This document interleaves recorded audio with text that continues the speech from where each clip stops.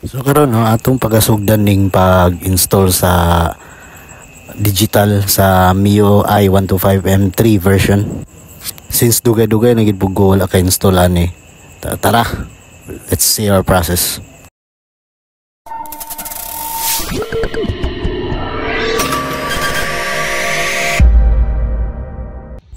What's up mga amigo? So mo ni atong set-upan karon no, Mio M3. Sa akong experience ani, okay man ni siya. Accurate yung RPM, yung speedometer, yung fuel gauge. As long as sakto lang imong pagka-install no. I-order ni Kuya Janjan sa Shopee. And mo po niyang guide pod. Unang buhaton mga guys no. Is tanggalon gini siya. Sensya na saba kay motor kay namata sa gawas. Tanggalon ni siya. Supposed to be kanira dapat tanggalon. Pero tungod kay magpagapang man tag wire good dito. So tanggalon gyapon to sa nga part. Pati diri sa itong red wire sa ignition switch niya. Tanggalon. Kani po dayon tanggalon. Alis para alis dan siya. So let's go.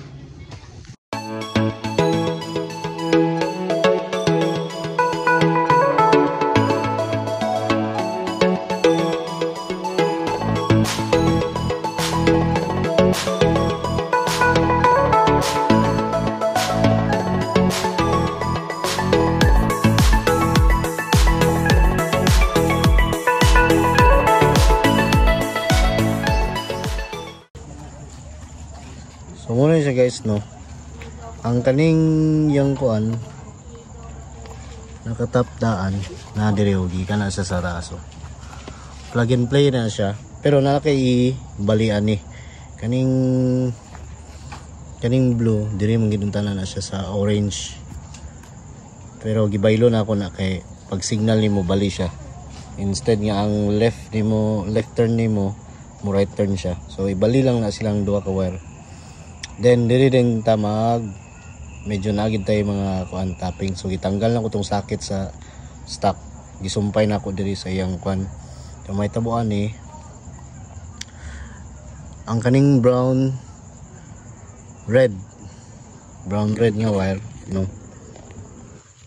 Klaro ninyo. Mo ni siya ang sa check engine. Check engine nga indicator. Kaning yellow, white, mo ni siya ang sa fuel gauge niya. Then ang kaning green red manata ni. O kana siya, green red. Mo na siya ang stop and start katong kani siya. Mo ni siya. Dayon last is kaning blue green. Muna siya ang last ni sa diri nga sakit. Ang blue green is ang echo.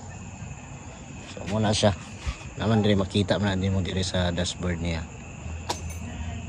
Ako na echo, stop and start, and tune check engine.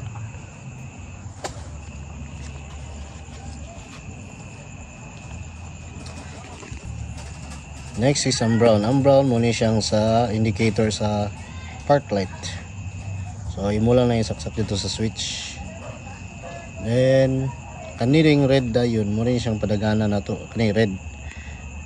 Red ning kwan. Kani red ni siya. Ako lang gitipan. Mo ni siya ang ikwan nimo sa red wire sa ignition switch. So nana siya diri sa ubos. Mga bungkago ni mo na diya. Kanina yon sa pulser ni siya para mo accurate niyang kuan RPM. Then napod siya ikuan connector sa speedometer niya. So okay ra. So mo lang na guys. Morning result niya no. So far okay siya. Siga tanan, gana tanan. Signal lights, hazards, suga, yung RPM, speedometer, then fuel gauge. Karon ako sang gipadagan, gistingan ako og gana bagid siya. And mo na day ni Okay na okay. Thank you sa imong pagsalig, Kuya Janjan. Maulan tinitaran guys. Thank you sa inyong pagtanaw. And God bless us all.